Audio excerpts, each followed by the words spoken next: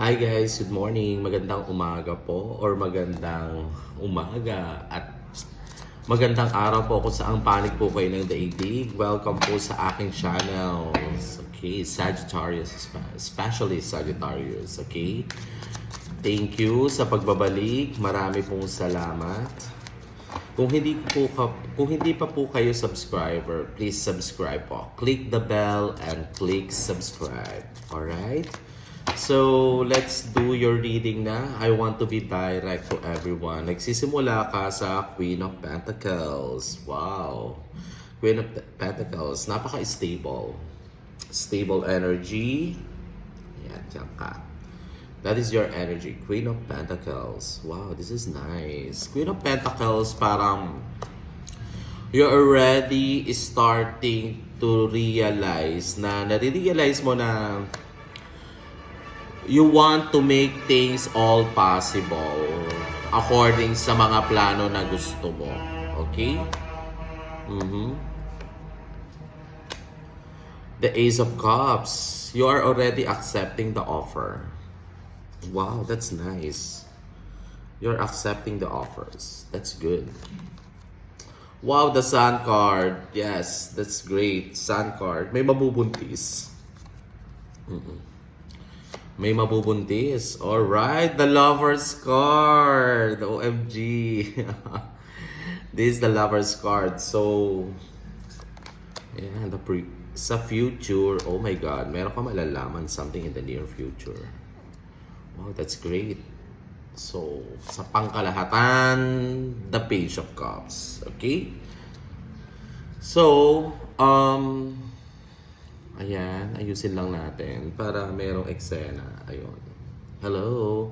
So, anyway guys, so nagsisimula ka sa energy ng Queen of Pentacles. Dito sa Queen of Pentacles. So, napaka-stable mo rito. You're so very stable here. It means na para meron kang mga bagay na dapat mong isaalang-alang bago mo piliin ang bago ka pumasok sa isang sitwasyon, bago ka pumili ng isang taong papasok sa buhay mo, meron kang mga bagay na isinasang-alang-alang. Ito is your stability. Yung stability mo, okay? Now, meron ka na naman ngayon na sumusunod na Ace of Cups. Ito pong Ace of Cups na to, okay. Yung offer na to,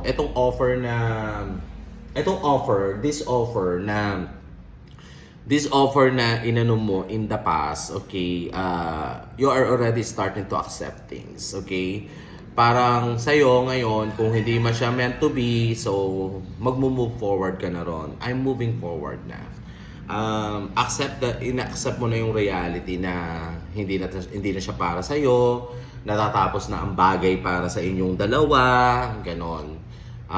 Okay ka na sa kung ano man meron ka ngayon kasi napaka-stable mo na. You're so very stable na.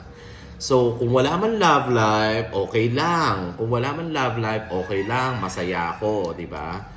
Pero alam mo, at the present moment, kung ang iba sa inyo may ka-partner, may asawa, tapos naghahanap ng gusto magkaanak, so magkakaanak.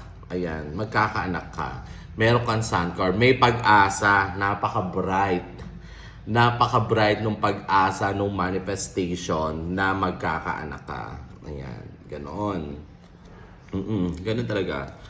So, minamanifest mo yung pag-aanak mo, pagpapamilya mo because you have the Lover's card. If you have a partner now, kung meron ka po kayong partner, may asawa kayo, at kung single man kayo, kung single ka, minamanifest mo magkapamilya. Kung may asawa, kung may lovers ka, minamanifest mo naman.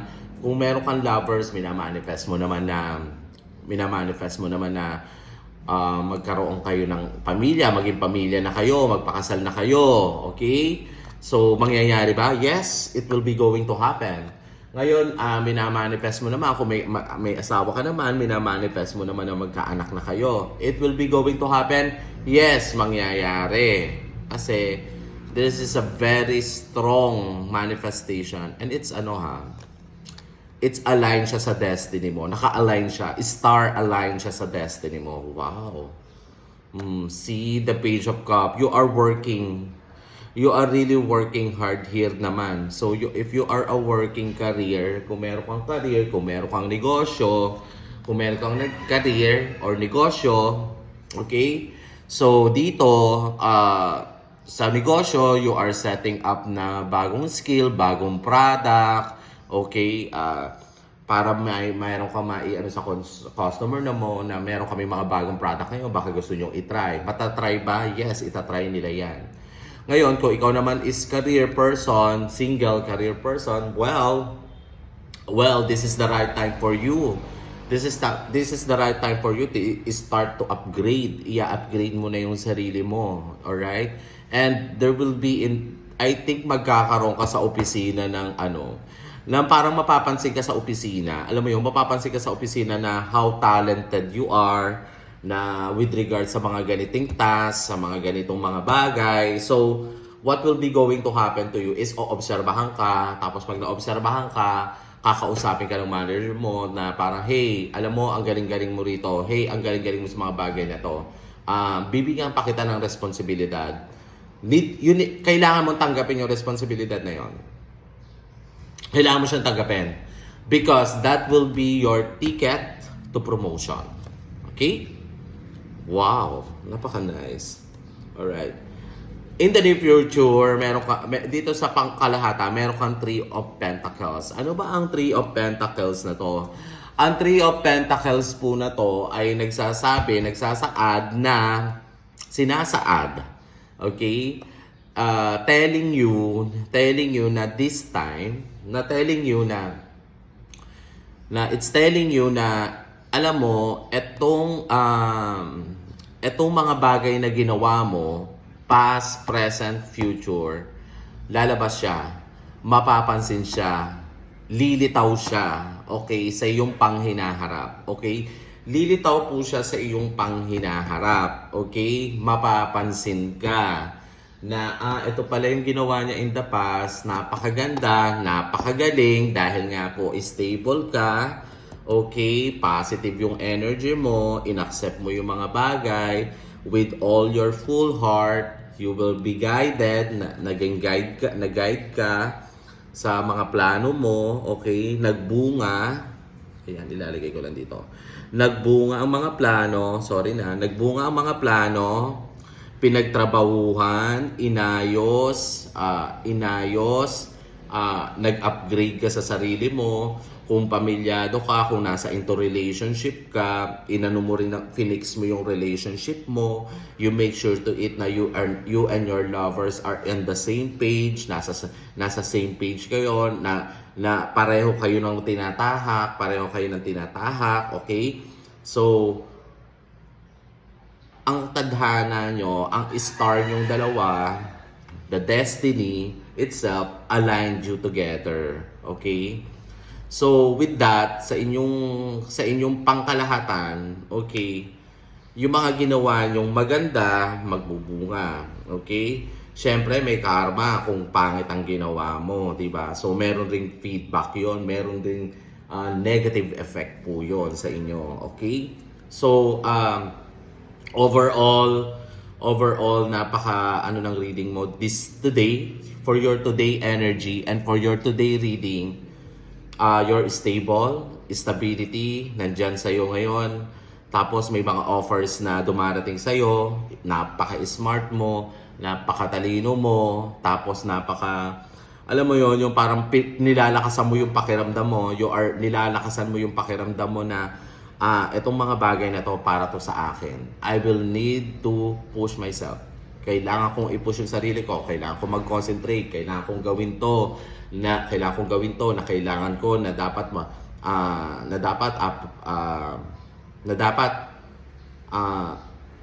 maganda ang pagkaka-execute ng mga plano ko.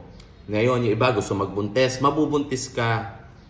Some of you mabubuntis. Some of you magkakaanak. Kung lalaki ka man, magkakaroon ka ng anak sa taong minamahal mo, pero planado na yon. It was really alive at prepared ka pang nangyari yon, okay? At dahil pinaghandaan mo, okay? Dahil pinaghandaan mo siya. Because you are guided by the spirit, okay? kayo ng partner mo, you are aligned together, so it will be going to happen. Ngayon, kung mga single ka, now this is the right time for you to push more about your career. Promotion is going to come. Kung ikaw ay nagne-negosyo, alright, ito na yung time para i-introduce mo yung mga bago mo na-discover sa product mo, para ito ay ilagay mo na, ipresenta mo na sa iyong mga customer. Overall, lahat mapapansin ka. Mapapansin ng customer mo, uy, may bago siyang product. Mapapansin ng lovers mo, may nagbago sa'yo. Mapapansin ng mga katrabaho mo, wow, ang galing niya. Hindi sila naiinggit. Hindi po sila naiinggit. Walang halong inggit. Humahanga po sila sa inyo.